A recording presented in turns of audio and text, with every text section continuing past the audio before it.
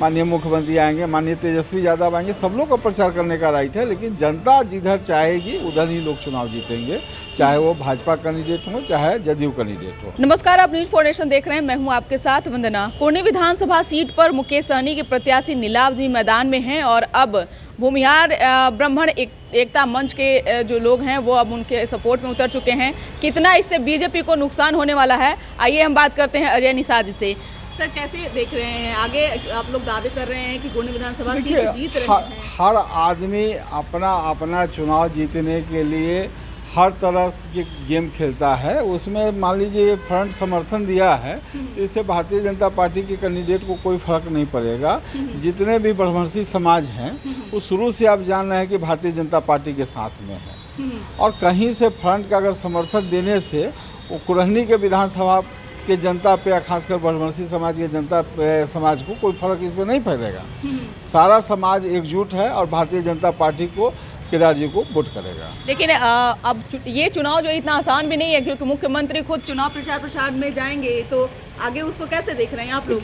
चुनाव तो जनता ही तय करेगा ना। प्रचार में तो भारतीय जनता पार्टी भी लगातार अपना प्रचार प्रसार बढ़ा रही है। बड़े बड़े नेता भी कैंपेन करने आ रहे हैं, सबका आगमन की सूचना भी आ रही है।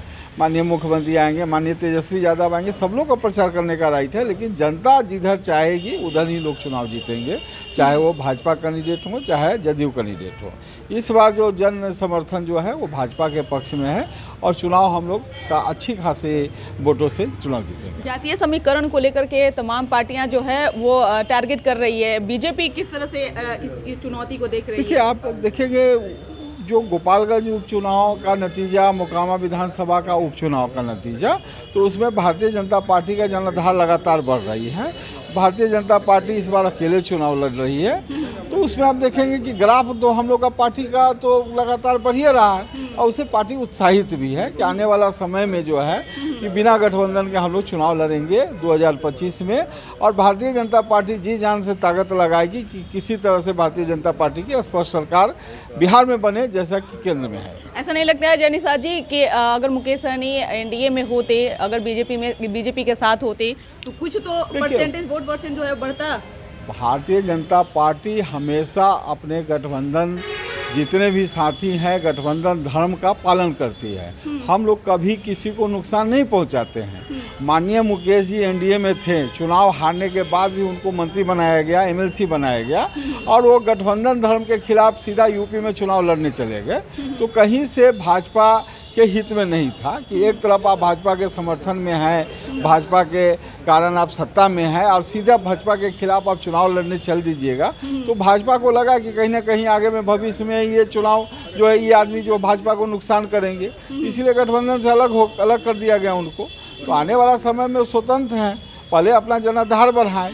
जो भी वोट बैंक उनका था, जो भी उनका मंत्री पद था, सब तो भाजपा के कारण था ना, उनका तो कुछ नहीं है। ऐसा नहीं लगता है कि एक बार अगर मुकेश सहनी जिस तरह से प्रत्याशी को मैदान में उतारे हैं, तेजस्वी यादव को इससे फायदा होगा, बीजेपी को नुकसान होगा? उससे कोई फायदा नहीं है। जनता समझती है और कोई हारने वाले उम्मीदवार को वोट नहीं देता है।